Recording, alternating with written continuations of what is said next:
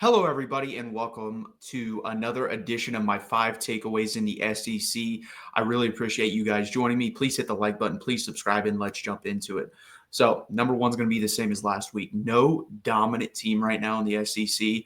Georgia goes down to Ole Miss. Honestly, gets beat pretty bad. 18 points there. Alabama goes on the road, destroys LSU. Texas A&M on a bye. Texas kills Florida. Tennessee gets away with one. I'm not going to say they beat Mississippi State pretty easily, but then Nico gets hurt. So we'll see what his status is for that Georgia game next week, which is basically an elimination game for the playoff, in my opinion, and the SEC championship game, especially if you're Georgia. So it's going to be very interesting. And this is just a weird year across college football. Like I said, I think it's a down year in general. And you see that with a quarterback play.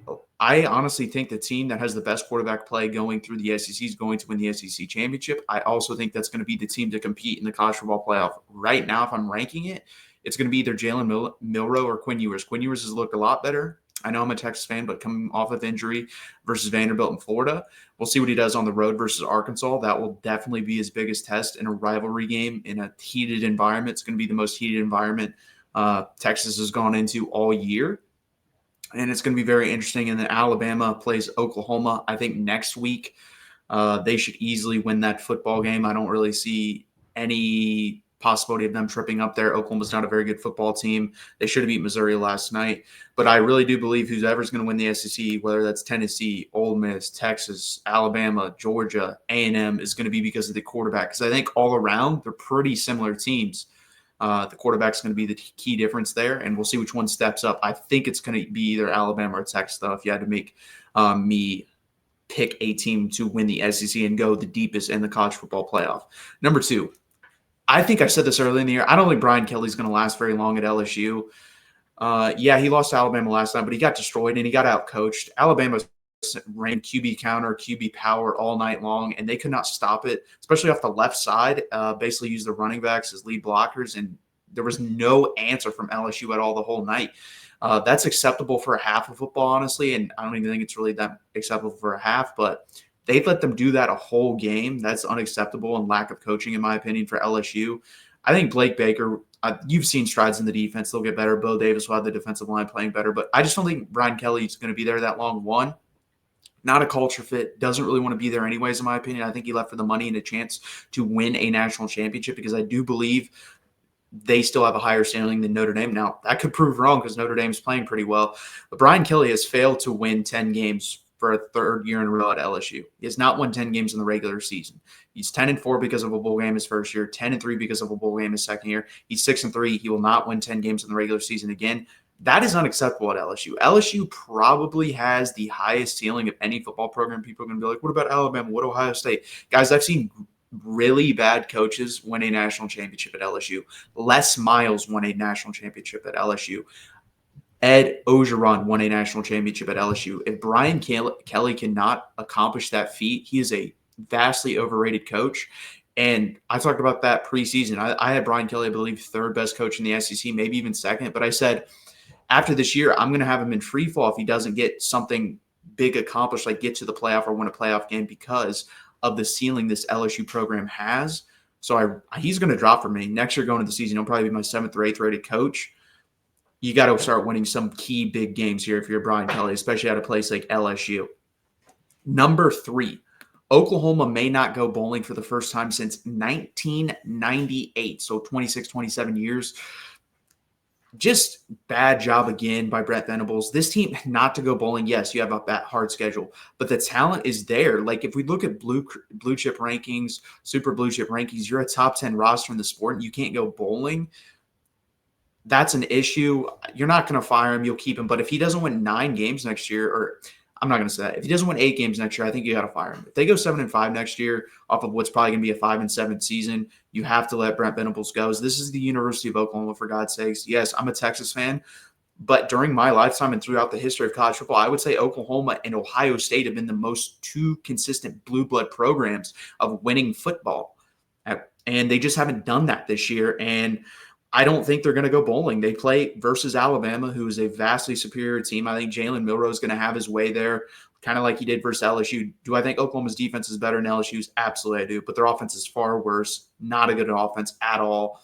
I think there was a crazy stat, like one of their wide receivers or tight ends threw a pass and was their longest completed pass versus Missouri yesterday, longer than any pass Jackson Arnold has completed. They're just completely inept offensively. I don't care about your injuries. You got to do better than that. Again, this is University of Oklahoma, and then you go on the road at LSU. There's no chance they win that game. So if they lose versus Alabama, they will not go bowling. They're not going to beat LSU at Death Valley. Not going to happen.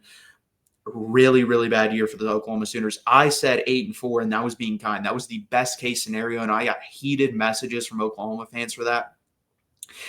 Realistically, I thought they'd go 7-5, and they're not even going to do that. So it's a really bad and down year for Oklahoma. Something's got to change there. Maybe it is the coach. Maybe it is, or it probably will be an offensive coordinator change. They already fired Seth Luttrell. Joe John Finley has been done better than Seth Luttrell, but that's not saying much. We'll see who they choose for that permanent position at Oklahoma. It will be the biggest hire of Brett Venables' tenure at Oklahoma. If he does not get this right, he will not be there for Oklahoma going forward after next year.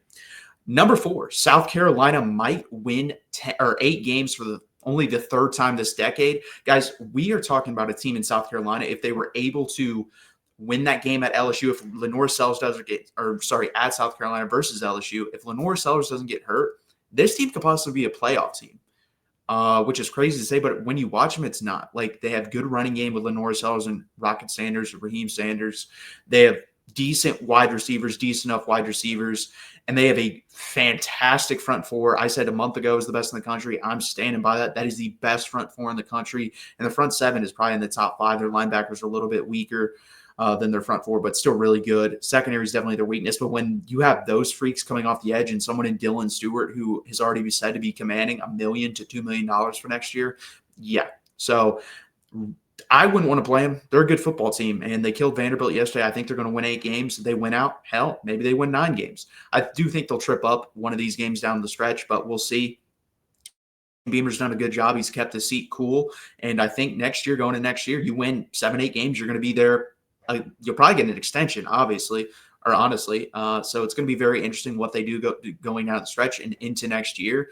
I think if some more dominoes fall and they win out, they could be on the bubble of a team that is playing their way into a college football playoff, because this is a down year, and I think we might get a 9-3 team.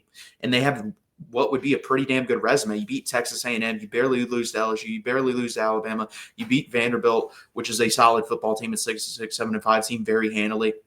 You might have a shot. We'll see what happens down the stretch, but they've done a really good job there at South Carolina, and good for the future too, because Lenore Sellers will be back. Dylan Stewart will be back. I think the defense will fall off a little bit just because of some of the other guys will be gone, but still solid. Number 5, Georgia has a Carson Beck problem. Their defense is good enough to win 10, 11 games. Carson Beck is a 7-8 win quarterback, though. And I said going into the season, I thought he was the most overrated quarterback coming into the season, followed by Jackson Dart. They played yesterday, and Jackson Dart outplayed Carson Beck. And does he have a little bit more weapons? Yeah, but Trey Harris didn't play in that game, and you still got destroyed. Carson Beck in SEC play has 10 touchdowns and 12 interceptions with a couple fumbles added on as well. He had one in yesterday's game. Just a abysmal performance, and it could only get worse, guys. Carson Beck may have to come back next year.